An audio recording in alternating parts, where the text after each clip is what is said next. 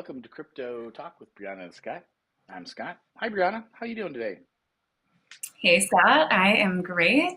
I'll be honest, I'm a little under the weather, but I think I've gone a couple of weeks since last time, so that's improvement. I'm sitting in frigid cold. I think that I'm not as cold as in your neck of the woods, but yeah, Yeah, I've been looking at plane tickets to Las Vegas.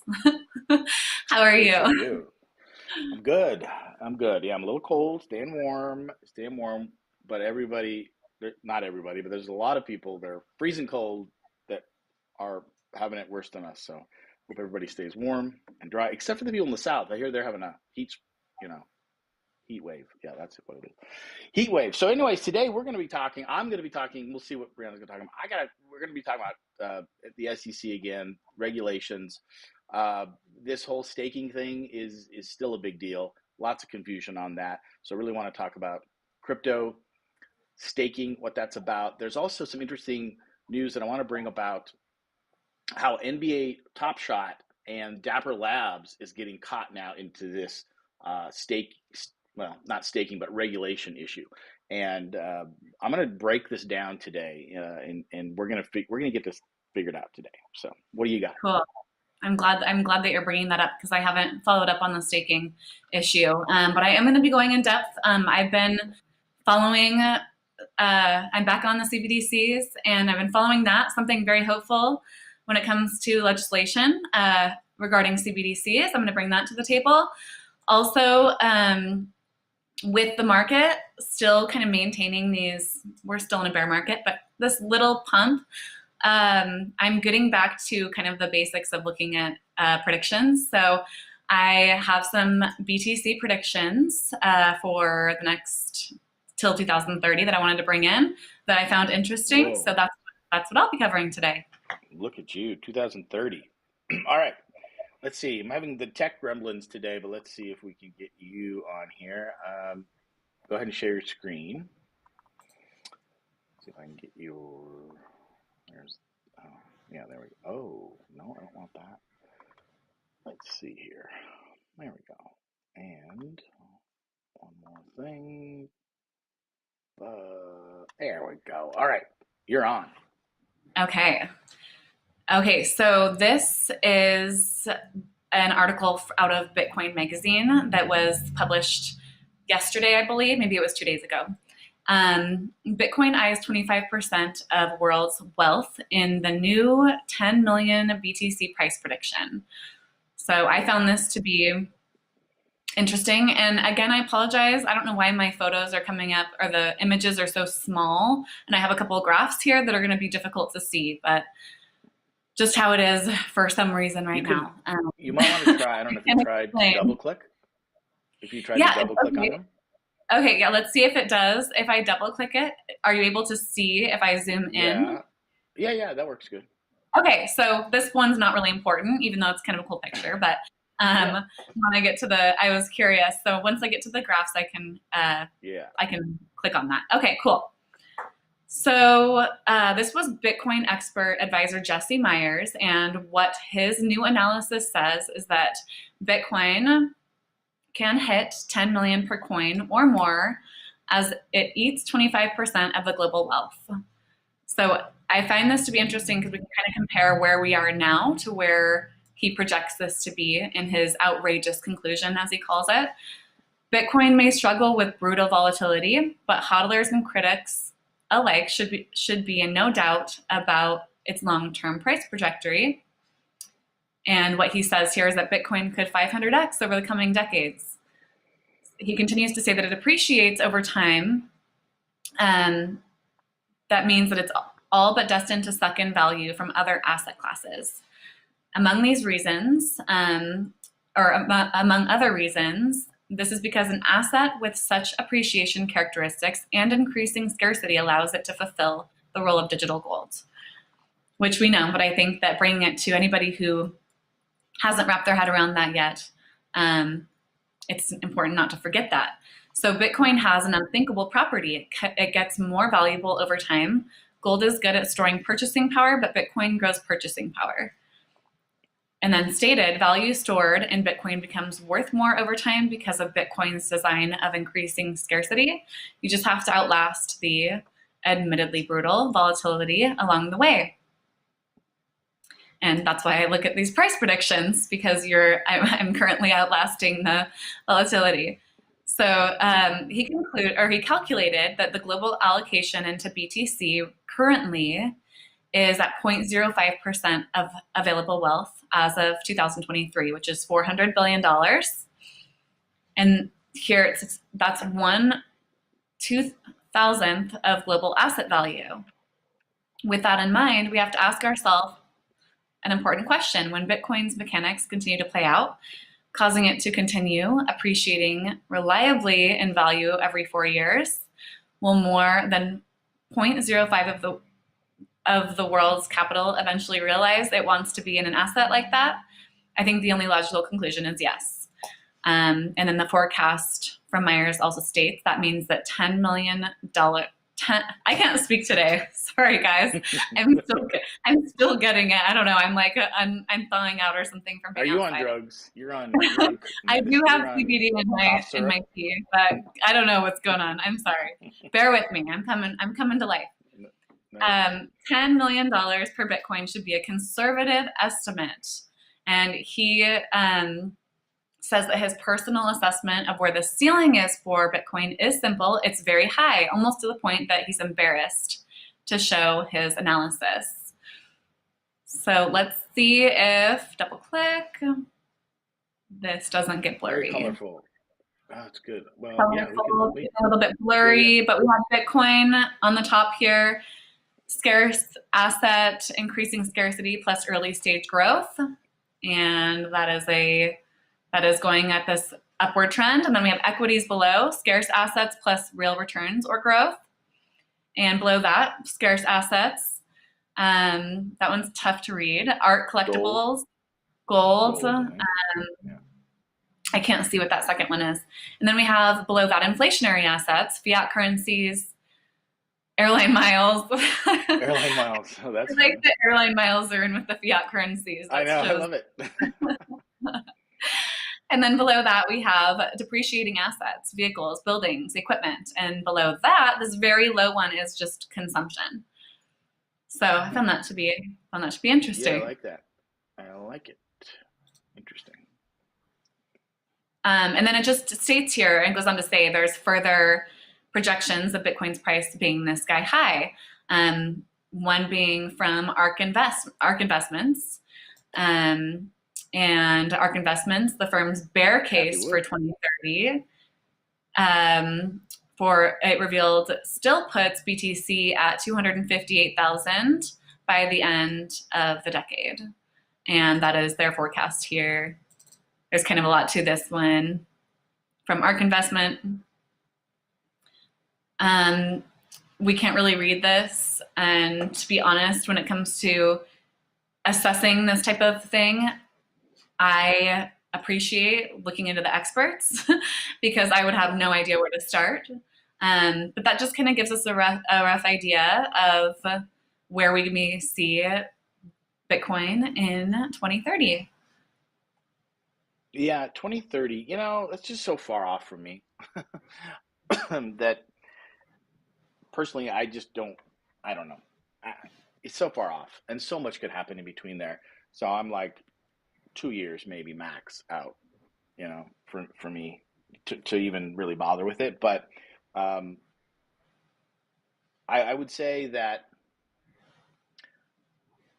it's interesting. There was a line in there that just made me something about, well, the obvious answer is yes. And I'm like, well, yeah, for you, Mr. Bitcoin Maxi, it's obviously, yeah. I don't think it's obvious at all for everybody. And it's still looked at as a risky asset. And, there's still a lot of work that we have to do, in the crypto space to get people to even just get it, to just understand it. And one of the things you hear people say all the time is, well, Bitcoin has what backs Bitcoin up? There's nothing backing it up. And I've heard so many answers to this simply from, well, it's just supply and demand. It doesn't matter. If there is a demand for an asset, it will go up. Okay, that's true. That's the simple side of it. Then I've heard really deep explanations from people uh, that talk about the hashing rate, they talk about mining, and they talk about a lot of the details that those are valuable. That's what backs Bitcoin up is the fact that you've got all this proof of work, all these miners and this hash rate and it's going up and so on. And actually Kathy Wood from ARC will use that every once. So yeah, the hashing rate is going up. Again, I'm not that familiar in detail with that, to really know, the details of it. But the point is that we've got a little ways to go again before convincing the public to go with that asset. And I don't know what that's going to take. I don't know what the magic wand is going to be. And right now, for the most part, Bitcoin's all anyone outside of crypto really has a clue about. I mean, they don't even have a clue about it, but it's on their radar. They know it is a risky asset. They know it is crypto. You throw in Ethereum and all the altcoins and everything else, DeFi and everything else. I think the average person has no clue. And, you know, that's because we're at the very beginning of the adoption curve. And so the reason I'm bringing this up is it is a new focus for me. It's not really new. Crypto for the rest of us has always been my channel name and really what I'm focusing on. But, I'm really starting to look into that audience and just see, what are they ready for? What are they not ready for? What are they, you know, I guess that's the question I'm always asking right now. Is what are they ready for? What can I put out there that won't scare them away running, but will say, okay, let me pay attention to this. So it's one of the reasons that I've been talking about this, or I've been looking into this staking issue, because it's in the news a lot. Although it's funny, I think it should be in the news more. It kind of hit the news last week and wasn't actually that big deal this week, but I don't know. To me, this is a big deal because we're talking about the SEC potentially banning or at least getting in there and looking at the basis of proof of stake. So that would be Ethereum and all the other altcoins, um, and potentially making all of them equity securities, right? Which would just change the whole. It would change everything. It doesn't. It wouldn't kill it. It would just mean that now. I was going to say Ethereum, but Ethereum and any other altcoins and a lot of crypto projects would have to start over, and as far as all their their details, right? Because we've talked about this before. Putting out a crypto project is pretty easy if you know anything about coding, and with AI now, you don't even have to know that much about it. You can grab some blockchain code or open source.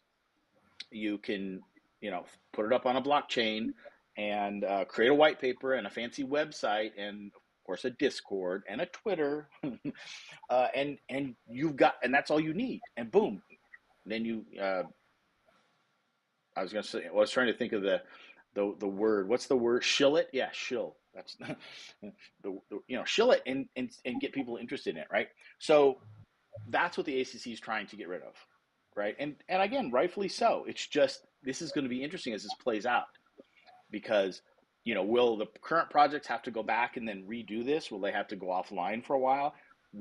New projects, will they have to go through this procedure? What does that entail? I mean, we don't really know the answers to all of that, but I think it's a pretty darn big deal. But I veered away a little bit from Bitcoin, but Bitcoin's where it all starts and ends right now. It's really what anybody knows. And so when I see something like this that's like 30 million and a decade off like that, I just don't know if that does any good for anybody right now because uh, if you're not into crypto, you're not even going to pay attention to that article. If you're in crypto, I don't know. It's hopeful thinking, but we all know that every month, every year, things are going to change very drastically in this industry.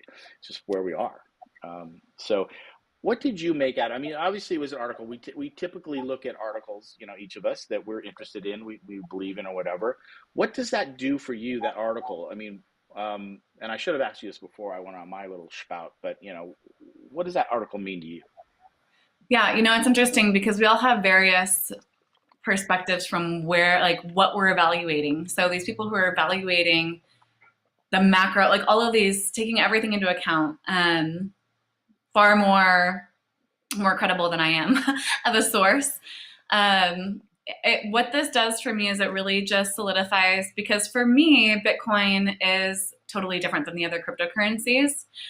And I don't think it's going anywhere. I really don't. I think that I also see the dialogue in the mainstream being less even focused on Bitcoin, but rather on all other cryptocurrencies. Like, I personally question. I think that now that there's been some time where it's recognized from institutions that Bitcoin's not going to go anywhere, and that it is unstoppable, Yeah. and that there is true value there. I think that now it's almost like, I question if it's a game of how can they get in and get in it first. Um, everything's tied up, and liquidity is in its own way. It's all in its own things right now in traditional finance and in those systems. So how can it get in a strategic way? Also taking into account how other countries are going to adopt it, which many are. So I don't know. I think it's just interesting. I like looking at different views because, looking at something like this, it's looking 10 years out, it's showing very clear. And this person definitely thinks that it will be thriving by then. And I like to see that point of view versus just FUD. But yeah, I mean, it's just endless questions. Nobody knows for sure. But for me, as the market started to go up these last couple of months, it's just a good feeling to see this type of thing come up for me. Because I look at 2030, that doesn't feel like a long ways away for me. Like, to me, I kind of look at that as like, I think there's going to be a lot of volatility. And I think 2030, for whatever reason, is kind of this endpoint that people are going toward, of like, this is when things might be sorted out a little bit. But I don't know. I mean, that's just my take. That's my take. Yeah, I like. Yeah, no question. 2030 is, excuse me, a big. It's a big platform. It's a big time. That we're gonna. It's easy for us to look at that and say, okay, that's a good chunk of time where hopefully this stuff can get, all the regulation and what's going to happen. And that's true. Boy, it just happens so fast because every year is a decade, in crypto. It's much stuff that happens or, that can happen. Uh, yeah. And I definitely think it's around. I'm in it for the long haul. Uh, but so here's my question. Again, I guess I'm going to be the downer today a little bit, but I predict that Bitcoin's going to go down again, maybe 17 again. Are you going to be sad? Are you going to be as fired up? What's going to happen then, Brianna? No, I don't question at all whether or not Bitcoin's going to be around. I really don't question that. And I certainly think that by 2030 that it will be up. I really no doubt by at some point that it will be. And my gut tells me that we're going to see another big drop. I Okay. personally, yeah, this year, I think in the near future, I think we'll see a big drop. Yeah, that's what I was saying. I won't be In the sad. near in the near in the near term, I think this little pump has been interesting. It's been fun for sure, and we all needed some good news. But I do think it's going to go down again, but back up. And so this is the major point that I want to leave people with, and that is the volatility of it. And that's the thing. We all have to be really good, comfortable with volatility. If we're in here, no, I was going to say if we're in here, we probably are. I, I don't think a lot of people are. People that are pure investors, and the people again that don't know that much, but they got some Bitcoin. They're always concerned about the price of Bitcoin, And I still keep hearing this. Um, I've lost money when they haven't sold anything. Their prices, Bitcoin has gone down. Their online portfolio looks like it's down, but they haven't lost anything. And I was just amazed at how ingrained that is in people, that when they see the paper loss, they're like, "Oh, I've lost all this money," and it affects them. They feel down. They feel defeated. You know, and it shows me that they don't understand Bitcoin. Because if they did, they wouldn't care, because they would know that there's so much value here, that there's that it is going to be around for a long, long time, in 2030 and beyond. So yeah, I know it's going to be up there. I don't know, how long it will take, but I do know that it's going to be up and down all the way there.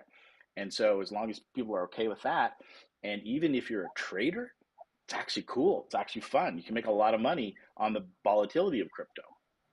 If you can trade it on the way up and trade it on the way down, you know. Um, so it's those midterm holders, or those people that I don't know, that are, I guess they're still thinking that they're jealous of the people that got in 2012 or 2010 or 2013 and rode it up to 60 and sold. You know, they're still hoping that is. I frankly wasn't involved in that, didn't have that. It's not a thing. I have a plan now as it rises up that we talked about, taking some profit, so on. Mm-hmm. So you know what? Before we even go on, let's take a look at where is Bitcoin today. Let me share this. Are we seeing this? No. Oh, my Not yet. tech is not. My tech is not happy today. Let's see. Uh, yeah. Anyways, Bitcoin is at 23 right now. And that makes sense because oh, we're still wow. That makes sense because Bitcoin did that little pump and then it went back down, and yeah, there we go. Uh, but I think I said this last week, but so I started to again, yeah, look at Bitcoin a little more from a trading perspective, and that 25K threshold is big, and it's a Mm-hmm. it's a big resistance right now. It's bouncing off of that, but when it breaks through 25, yeah, we're going to see a pump, and so that's kind of Mm-hmm. the number I'm looking at. So it's playing around here at 23, and it's going to bounce off 25, but and I'm starting to learn a little bit more, just because it gets past that threshold, a lot of times what'll happen is it'll go up a little bit and then kind of come down, not quite to that 25, or come back down to that 25 again, and then shoot. I think they call that something about a hook and go. And it's I'm kind of waiting for that. So once it gets above 25, and so that's what I'm focusing on. It's like, it's going to go up, it's going to go down. Let's see if I can pay attention to where I think that, the support and resistance lines are. Maybe I can make a few bucks along the way here, and be ready for when it pumps above 25. So, Well, and that's important to watch too. I've been watching that as well because it's important to watch for altcoins because people are taking that into consideration with their altcoin investments. Like it has yeah. it, and then as soon as it hits that and doesn't exceed, then you'll see the dropping price in that altcoin. So I was focused on that as well. And that's kind of why I've been paying attention to Bitcoin's price because I was looking at GRT. I was back invested in GRT. I know we talked about that a little bit. That's Yeah. and you notice that it drops when Bitcoin hits that line and goes back down. So yeah, all That's true. I think so I think you're talking about altcoin season, right? So when Bitcoin pumps a little bit, it'll drag all the altcoins with it. And it's with the altcoins because their market cap, isn't that much. You can make a 20, 30, 100x, on these, you know, like even Polygon, I think is below, a dollar now. So a lot of these are, pennies, you know, coins, right? So you put $1,000 in there and then it pumps 100% or more, or 100 times, just because Bitcoin went up a little bit. Um, and the only other thing is I would say that the the any of the AI coins kind of have their own thing going on now. I mean, they are going to pump a little more with Bitcoin, but I think they got their own thing completely going on too, because everybody's freaking out about AI. So I don't know when that'll sort of catch up. When that kind of quits being part of it, its own thing. And I don't know. Actually, AI is hot right now, and it'll be hot for a while. So Yeah. again, it's interesting because I started as the market kind of came back up here. I got interested in trading a little bit more, and so I'm just paying attention to more of this stuff. And traders basically look at where to get in, right? So right now, a lot of the AI coins are just they've made their big pump. So right now isn't the best time to get into them. Now, if you think they're going to pump way more and you don't really care, yeah, you might want to get into them. But a lot of traders are now saying, okay, where is it going to come down to where now I think it's going to continue to rise up slowly, but I don't want to get in here now. I want to wait till it gets down to some sort of support level that has been consistent along the way that I don't think will drop too far, that'll hit that support and bounce back up. So I'm kind of looking at a couple of the AI coins there to do that same thing, come down a little bit and hit that support and then take off, or at least go back up. Mm-hmm. So it's kind of fun. Yeah. What else you got today? Okay, so let's go over to real quick. Let's just read over this Bill of Hope is what I'm going to call it. Nice. Bill of Hope. Okay, U.S. legislators introduced a bill that would prohibit creation of an American CBDC. So the bill would effectively put an end to the debate over the creation of a Federal Reserve issued central bank digital currency. So this was introduced by Tom Emmer. He's a U.S. congressman. Yeah, we like Tom. And this is the bill, and I think this is just monumental. And I can't believe I'm so excited to read a bill. And, I don't necessarily believe this is going to go anywhere, but I think it's really huge that this is out there and important that this is out there. And so we have the bill all here. If you want to go read it yourself, you can find it on this Cointelegraph article. And it basically, it's titled the CBDC Anti-Surveillance State Act. And it details that except as specifically authorized under this act, a Federal Reserve Bank may not offer products or services directly to an individual or maintain an account on behalf of an individual, or issue a central bank digital currency directly to an individual. And it goes on to further detail specifically that the Board of Governors of the Federal Reserve System and the Federal Open Market Committee may not use any central bank digital currency to implement monetary policy. And what Representative Emmer explains in his tweet announcing the bill is that any digital version of the dollar must uphold our American values of privacy, individual sovereignty, and free market competitiveness. Anything less opens the door to the development of a dangerous surveillance tool. I think this is very basic values that our country were built upon, that I think that really anybody can look at this and hopefully appreciate and see, and also understand why. It's good that we have people who are talking about this, because we're also seeing a lot I have been seeing a lot from the Bank of International Settlements. They are coming out and they're going around to different countries, and they're holding these conferences, and they're speaking about the benefits of central bank digital currencies. So when you listen to that and when you read through it, it's of course painted in a picture that makes them sound very ideal and like they're solving very, very like huge problems, and also paints a bad picture for crypto. But to me, I think it's important that we have people in these positions who are bringing this side of it to light. And it's also noted that there are various articles in Bitcoin Magazine here that the idea of a CBDC not only has moral and ideological opposition to it, but technical limitations present challenges that could make such a thing not possible in the first place. And that's another statement that I've been hearing quite a lot lately, is that it's not even possible to be able to do this in, I guess, the scale that they're wanting to. And then lastly, we've had several representatives involved in the bill who have voiced their support. Barry Loudermilk, thank goodness for Barry Loudermilk, being a support to this. He's stated that he's proud to join forces with Rep. Emmer on this legislation to keep the Fed from issuing the CBDC. And it also points out that the Fed should be focused on its core mission of stable prices and max employment, not tracking our transactions indefinitely. And I have to agree with that. And then another rep pointed out that what he states is that unelected bureaucrats are driving us into an authoritarian state, and that can't happen. Yeah, that's great. That's super good. Way to go, Emmer. Yeah, big fan of his.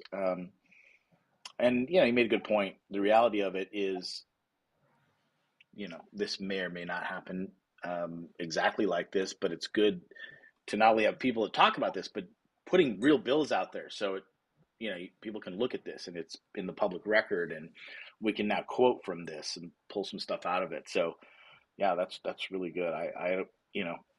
I personally think CBDCs are inevitable, but hopefully if there's statements in here like this that you can't use it for surveillance and all that kind of stuff, that's the big thing in my opinion. But yeah, cool.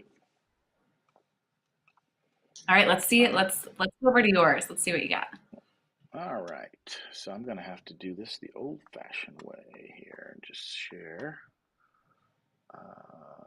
Let's see if this will work. Okay, good.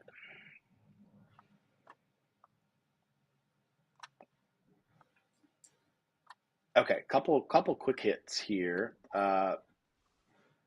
So SEC is not the right regulator for stablecoins, Circle CEO says. Okay, so this is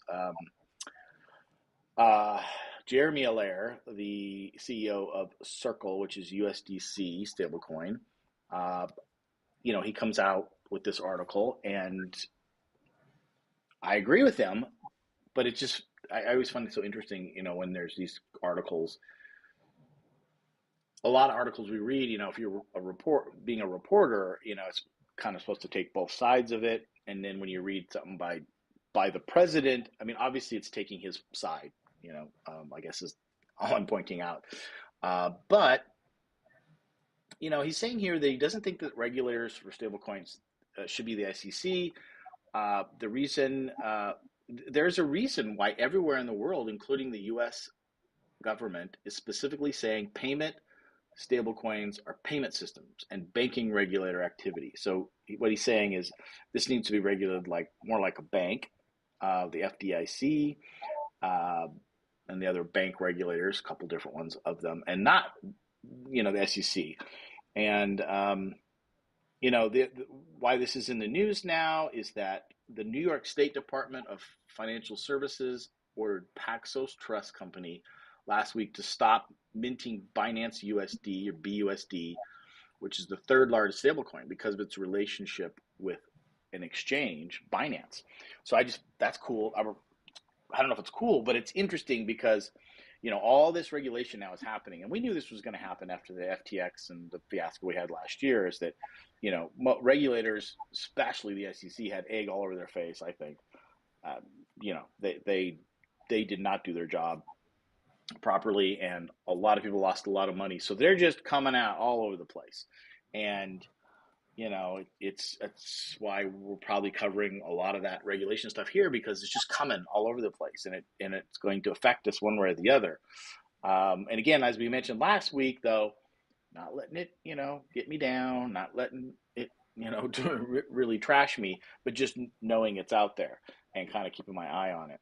So I think this is really interesting that these regulators are picking all these different areas to focus on, like stablecoins over here, and now staking over here, and what's a security and not a security, and they're just all over the place. They just I think it's just so embarrassing for them. It just makes them look like fools. I think just the way that it's perceived out here, like no organization, no plan, no anything, just shooting from the hip anywhere.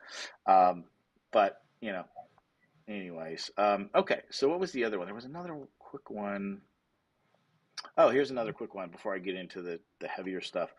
So I don't know if you saw, did you see Coinbase wants to get into layer 2? They want to create a layer 2 blockchain. I did. I was reading that last night. Yes. Called Base. It's going to be called Base. Yeah, they're going to do their own layer two. So all of like Binance, right? So they're going to be this exchange is going to have their own blockchain. It's going to be built on optimism, which I think is also really interesting and cool. And it just all I think it also just says the power of these layer twos, and because Binance had their own smart chain layer one, and it's interesting that they opted to not create a layer one, but a layer two. It's really funny because we kind of throw these terms around a lot, layer one, layer two, blah, blah, blah. From the end user perspective, we don't care whether it's two or one or whatever. It's the smart app that we interact with that sits on top of these. And, we want to know that they're security based. And this is what I like about the layer two option now taking over in a way, because we're trusting Ethereum's got the security and just the basis, down there at the layer one. And so now these layer twos could focus on other things, can focus on transaction speed, can focus on transaction price, and many, many other things, and leave sort of the heavy lifting to Ethereum or whatever, the layer ones are, but primarily Ethereum. And I think that's cool. I like that a lot. And um, like I've said, I'm a big fan of Arbitrum, Polygon, and Polygon and Optimism, I guess, because I'm using them a lot in my DeFi transactions, and so I think I mentioned this last week. I just cringe when I have to go to Ethereum to try to and do a DeFi Mm-hmm. action. I've been actually trying to do a DeFi uh, transaction for 3 days, and every time I go, like the cost, the gas cost is so high. It's over $10, $10 to $12, and I'm doing these for my airdrops, so I'm only going to be investing a dollar or two in the transaction. I'm not going to pay $10 on Ethereum to do it. So I've been kind of trying to wait for the right time, and I just been kind of hit and miss. So these are real world end user issues and I deal with them a lot. When I'm doing these DeFi transactions. So uh, we'll see. I don't know what why they think they even need this, or but interesting. Coinbase is a big name, and so when they do something now, everybody pays attention. And again, I think the cool thing for me, I don't know how much other people in crypto care about this, is the fact that they chose a layer two and they chose optimism. So the layer twos are very powerful. I knew when I read this, I was like, oh my gosh, Scott's going to be happy. And I almost like, I feel like I could bring it to the table because like optimisms and you, I was going to let you do it. I'm glad that you did. And read that, I did read that one goal and one aim for Coinbase with this move is to move things further into decentralization. Um, I'm not quite Yeah. sure how, but that Yeah. was one thing that I read. So that may be something that Coinbase, why they decided to do this. I know for myself, it made me just really like appreciate and feel more comfortable with Coinbase. And that's not to say that there might be volatility for them at some point when it comes to the SEC and the regulation. But when I read these huge moves, I mean, this is massive. It Hmm. just kind of brings even more credibility for them to me. Yeah. All right. So let's hold this thought about Coinbase opting to use what I'm going to say is a non-private blockchain. So Ethereum and then a layer two on top of this, because this next story or the next couple are really going to hit home on this. And so I've got two areas I want to talk about. One is NBA Top Shot, but the other one is this. Well, let's see. Nope, that one. Da, da, da, da. Yeah, I guess it's this one. Okay, so well, actually, I'm going to start here. So I alluded to this at the beginning of the show about staking, and this all really hit home a couple weeks ago when the SEC sued Kraken, a major exchange, um, for their staking as a service product, and Kraken caved and said that they would stop their staking as a service and pay a $30 million fine. And I see this was a really big thing. And right off the bat, Coinbase, even before the article came out that Kraken was going to pay the fine, Coinbase came out and said, "Hey, SEC is looking into staking as an issue that they're not comfortable with, and we're different than Kraken. And by the way, this can't happen. They can't mess around with staking because it's fundamental to proof of stake blockchain." And so I was like, okay, what does that all mean? Well, I've done a lot more, researching. A lot more stuff has come out here, and so Coinbase came out with this statement, and it's interesting because I've written an article that I've actually updated a couple times, my newsletter, and I'm creating a video that really talks about this because I really think this is a fundamental issue for anybody that's new to crypto and anybody that's in crypto. The newbies, I think, don't get it. They're like, "What's this all about? What's the big hoopla?" Because they probably don't understand staking. The OGs understand this, and they understand that staking is a fundamental process of proof of stake blockchain. So I just want to talk about it. Actually, this article does a pretty good job, so we'll just kind of go through this. So they flat out say, Coinbase says staking is not a security. Let's see if I can. It's not a security under the U.S. Securities Act nor the Howey test. Trying to superimpose security laws on top onto a process like staking doesn't help consumers at all, and instead imposes unnecessary aggressive mandates that will prevent U.S. consumers from accessing basic crypto services and push users to offshore unregulated platforms. So they go on to say, as more of the crypto ecosystem adopts proof of stake over the more energy intensive proof of work protocol, crypto users around the world are being introduced to the benefits of staking. So let's stop right here. So just again, we've got two mechanisms of what's called consensus, or that run the blockchains.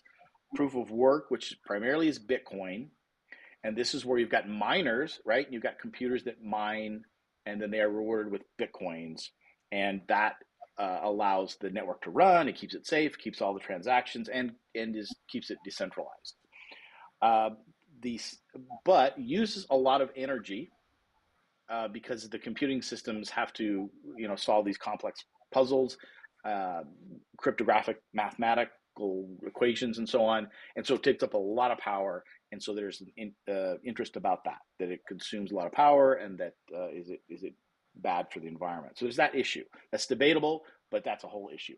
So a lot of people are moving over to proof of stake, which doesn't impose all of that energy requirement to run and validate the network, right? So basically the way this works is anyone can take a large chunk of crypto, and I'll use Ethereum, but there's a lot of blockchains that use proof of stake that's not Ethereum.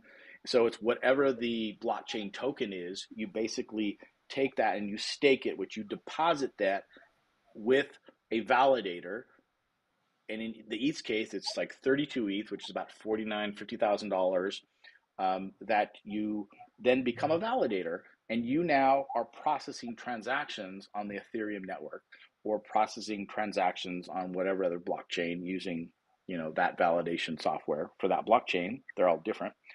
And what this does is if you're going to put up $50,000 and your computer, and you're in charge of helping validate all the transactions in the blockchain network, you're going to behave yourself, because if you do anything, underhanded, or try to, steal or whatever, your assets, your ETH or whatever you're staking, could be at risk, right? So it just incentivizes the players that do this to behave and to do their job of securing the network, and it's working out really good. So of course, a lot of this is way more detailed, than that description. But my goal is to give newbies that aren't really familiar with the details just enough where they can understand, okay, what's this news article talking about? I don't really understand, enough of it to understand why the SEC even cares about this. So that's the base layer, right? Okay, so what happens is that because it's $50,000 just to become a validator, which you and I could do, that's a lot of money. So what these exchanges do, like Coinbase and Kraken and a lot of the other ones, is they say, look, we're really good at this. We run, we've got our own validator nodes and we do this and we earn rewards for this. We'll take your $500, your $1,000, whatever you want to put in here. We'll pool all your funds together and we'll create a validator node on your behalf. And the rewards that we get from being a validator node, we will split with you. We'll share those. And they basically break that down into a yield and say, look, if you want to put your $500 in here and become part of this staking pool, we'll give you a yield of about 4%. That's typically what they are. Some are higher, some are lower.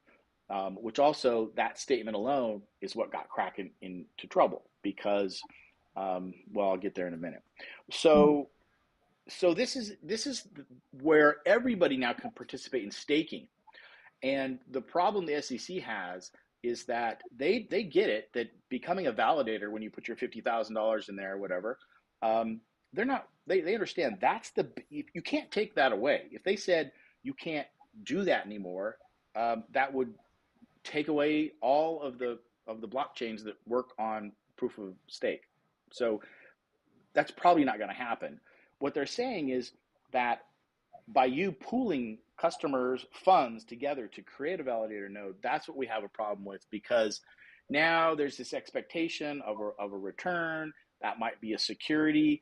How does this look? We don't really, how does the end user know what to trust? You're also giving up your assets when you give it to these centralized exchanges. And so now if you go out of business or whatever, those customer funds are lost. So that's what the SEC has a problem with. Now, Kraken was doing this service, but they were basically saying that not only were they sharing the rewards of being a validator, but they were doing other things in there. They were making other investments that would then bump up that yield, and sometimes the yield was 20%. And the SEC is like, well, one, what does that mean? Nobody really knows what you're doing with their funds. And that's what got their attention. Now, Coinbase, and I'll read some of this, but Coinbase basically says, hey, we're not doing what Kraken did. We're not adding any extra yield in here or any other investments. We're simply pooling their funds and we're putting it into the, let's say, Ethereum network to be a validator and validate transactions. And whatever the blockchain rewards us, we're just simply splitting that up and giving that to our clients. So there should be no concern. We're not doing anything, that should be considered a security that you SEC need to regulate, because this is basically just part of the crypto blockchain. So does that make sense, Brianna? Yeah, that's a really good breakdown. I'm glad that you're breaking this down, because these are questions that have just been hanging out there, I think, for many people. Yeah, because this isn't going to go away. This is going to get more news and more news. So hopefully people, can kind of understand just at the base level. It's redundant for a lot of people that already know this, but I think it's important to catch everybody up, because there's going to be a lot more news. And what happens is the word staking is kind of thrown around in lots of different ways. And traditionally, when it used to be, when you said staking, it was to put the 32 ETH, if it's the Ethereum network, and you become a validator node. And then they created these little services where you could pool your money, and they called that staking too, but it's really not. So what the SEC is using, and I kind of like this, is they're saying that is staking as a service. And so that is what the SEC is going after.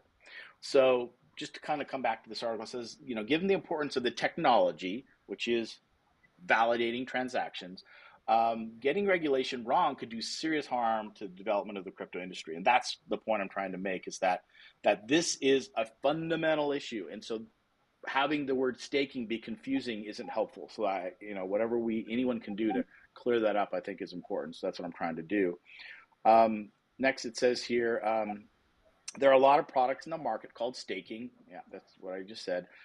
Today, he wants to focus on staking services, protocol-based on-chain staking like the one that Coinbase offers, which are a vital aspect of crypto blockchain technologies. So that statement even gets confusing to me, because when you start talking about a vital aspect of blockchain technology, you're talking about true staking.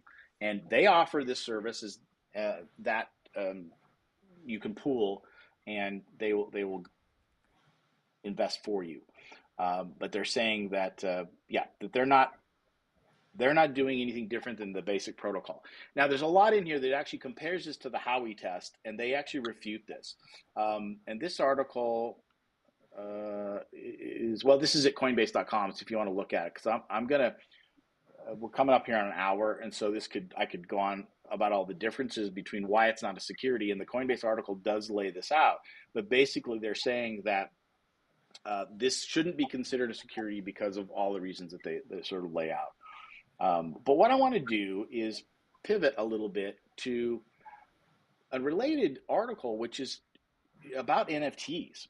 And at the same time, Dapper Labs, who is a big NFT, they've got I think it's CryptoPunks under them, but they've also NBA Top Shots, which is little clips of different things of NBA players that can become NFTs, and you can buy them as NFTs. And so the SEC sued them and basically said that the offering of Dapper Labs NBA branded Top Shots, which are non-fungible tokens, might be securities. And so the lawsuit was filed, I don't know, a while ago, and Dapper came back and said, no, we want to, throw this out because of these reasons. And they said the ruling on the motion to dismiss, this is actually the judge refuting what Dapper said, says the ruling on the motion to dismiss comes a year and a half after the class action lawsuit was filed against Dapper Labs. So it's been a year since that original lawsuit. And the CEO, Roham, I'm just going to leave it at that. The lawsuit alleges that Dapper Labs violated federal security laws by offering a non-fungible token collection, the NBA Top Shot Moments, without first registering with the U.S. Securities and Exchange Commission. Now, this gets to the heart of this whole SEC issue about what's a security and what's not. This is the news event of crypto. It's been that way for probably a couple of years. It's going to be the news about regulation moving forward, because again, if you are deemed a security, you have to register with the U.S. With the SEC, and this registering mechanism is I think, but I don't know for sure. And most people don't know what it requires to register. But in my opinion, and what I know, I think it's a big deal. And you have to prove that it's not a security, and then you have to lay out, make transparent how the client is to be made a profit or not, and all these details. So it's a pretty big deal. So the fact that this is now looking at NFTs, this caught me off guard. It's like, wow, this is, now, because NFTs are kind of, I just didn't think that those would even be considered. But here's the kicker. According to the ruling, Dapper Labs flow tokens, while not necessarily securities themselves, are necessary to the totality of the scheme at issue. Plaintiffs have alleged that without flow tokens, no transactions on the flow blockchain can be validated. Indeed, the proof of stake mechanism employed by the flow blockchain requires flow to power it and incentivize miners to validate transactions. So that's just like what we talked about with Ethereum. But this is a whole separate network called the Flow network. It's a Flow blockchain. It uses the Flow token, just like Ethereum uses the ETH token, to validate and reward the validators with ETH. And in this case, to run the blockchain, the Flow blockchain, the validators get rewarded with Flow tokens. And so the issue here is that the NFTs, the NBA Top Shot NFTs, are created and run on this Flow blockchain. And unlike the Ethereum blockchain, which is a wide open, open source, anybody can use it and get on it, blockchain, the Flow blockchain is only created and used by Dapper Labs. And this is the key. And what the judge is saying is that in that respect, Flow's utility creates the value for Moments, which is the NBA Top Shots, through the network's consensus as to ownership of the price of each transaction. So that's the key here is what the judge is saying is that if the flow network goes down or has a problem, or if there's a bad actor in the flow network, that will affect the price of the token, the price of the NFT, and could mess it up, and it's too involved. Whereas on Ethereum or an open blockchain, there's no one actor that can control anything. That's the same thing with Bitcoin, Mm. right? So this is the key difference, and I just was fascinated by this because if so it appears that only uh, this Dapper Labs iteration of NFTs is going to be involved in this security issue. That's what I'm hoping, because otherwise, again, it could throw the whole NFT market into craziness. So what Dapper Labs is saying is like, hey, baseball cards are not securities, Pokemon cards are not securities, and so he says these aren't securities because, as most people know, an NFT is like a trading card, right? Especially you have a digital trading card basically in some cases, and in this case. But the judge is basically saying no. The difference is that um, you guys are in control of it, and that's part of this Howey test. And it all, again, anybody interested in this should really look up what the Howey test is, because there's I believe, four principles that you have to pass to not be considered a security. And the one that's most interesting to me, and sort of the big one, is if you think about a stock, which is a security, like in the stock exchange. When you're investing in a stock, what you're looking at is you're saying, look, this company is what I'm investing in. So I'm investing in Apple, let's say, right? And I'm buying a share of stock of Apple, but I'm betting that Apple is going to perform. They're doing all the work. All I'm doing is benefiting from the rise in the price of the stock from their work. And so that's what this whole issue is trying to prove that. And so what a lot of people in crypto are saying is that, well, crypto coins and tokens aren't like that. It's not like you invest in that and that, the Ethereum business, if they do really good, your token will go up. Well, there is no Ethereum business, right? It's a open blockchain. And so even though, yeah, as Ethereum does good and has more layer twos that are coming on and whatever, the price of that token will go up. But there's no entity, there's no company like Apple that you can pin that on. And that's one of many arguments. But this is why people in crypto are saying, look, SEC, crypto regulations got to be different. It's nuanced. It's different than the stock market. But the SEC keeps coming back and saying, look, we've already got laws. You guys need to follow the existing securities laws. And crypto people are saying, no, they're different. And that's the fundamental argument that is just going around and around. It's been going around for years. And I really don't see any serious movement in it. And so this is why I think this whole regulation thing is fascinating, because it has massive implications. And really what I see happening now is just Gary Gensler and SEC just passing the buck, like saying no, just folding his hands and saying no, it's a security, and crypto people folding their hands saying no, it's not. And yet nothing gets done. There's not a lot of regulation. And guys like Sam Bankman-Fried slip into this market and take advantage of people. And that to me is on the SEC.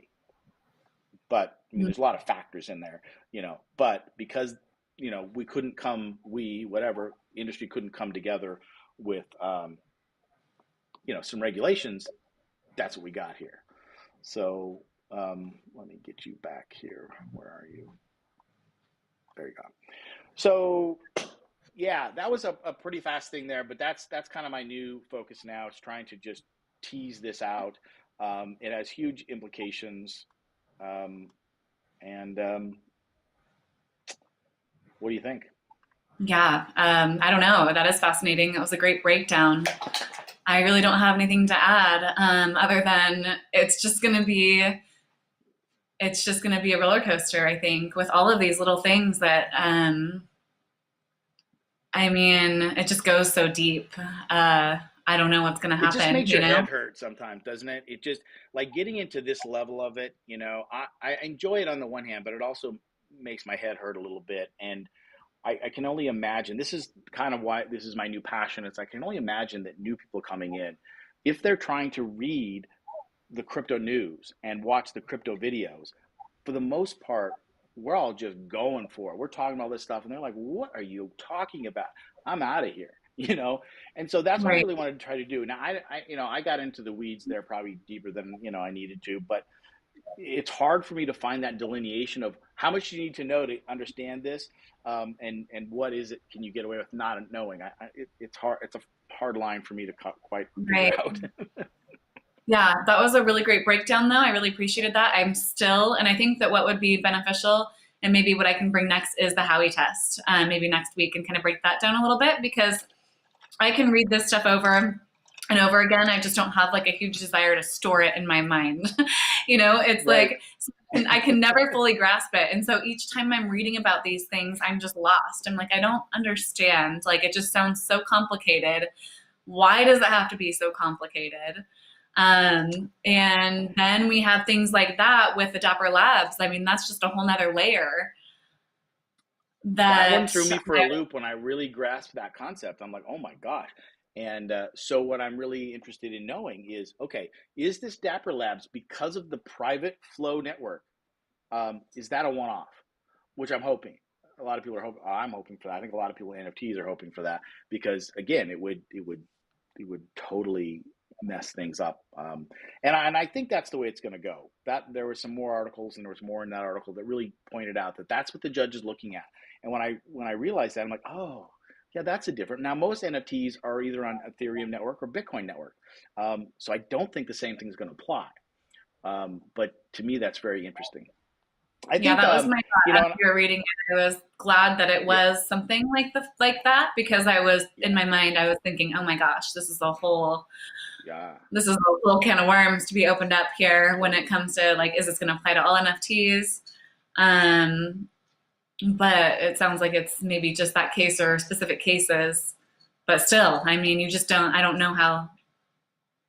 Yeah, well, I I'm don't going to know. try to put some charts and graphics and, if I can, some animations in the video that I'm creating. And that's why I haven't released it because I really want to kind of make, kind of what's the standard that I want to put out there, which is I want to talk about these topics, but I want to get people really to understand, yeah, what is the Howey test? And even more basic, what is staking, at its basic level. First, get that out of the way, and then you can kind of layer on these news articles, on top of it. But bringing it back around to the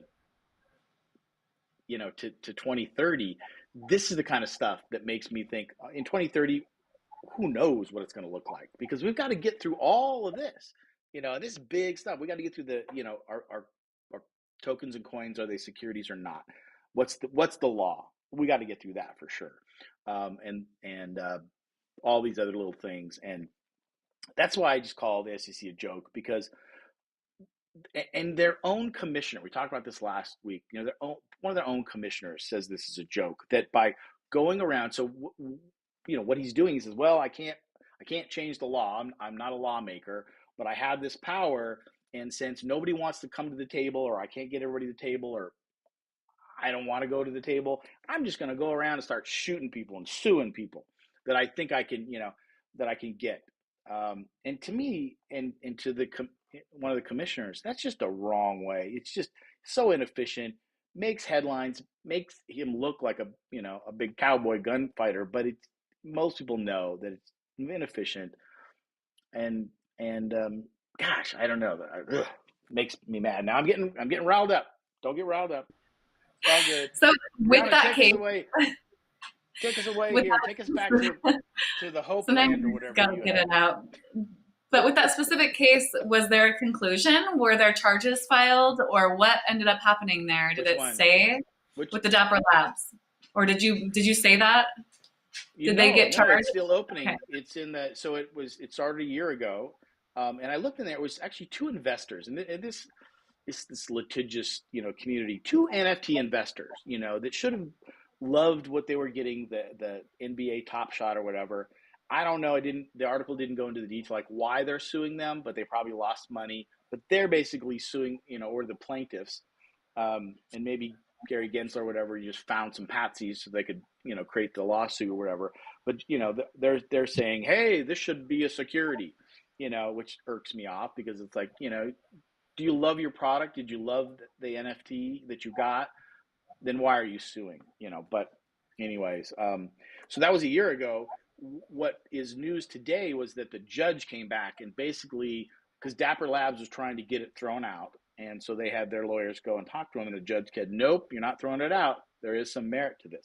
So this will continue to go on for a while, so we won't really know, but hopefully it'll come pretty soon, and we'll know, because then we can kind of get that out of the way and say, look, private blockchains, they're securities. But the public blockchains are not. And so, or, at least with NFTs. So, yeah. All right. So take us out here on a good note, on a positive note.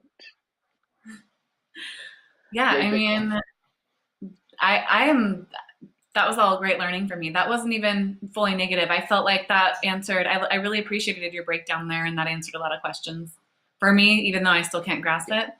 And again, it's all a part of, what was it that I was thinking of? Oh, there was an article that I was reading about Spotify yesterday, integrating their NFTs.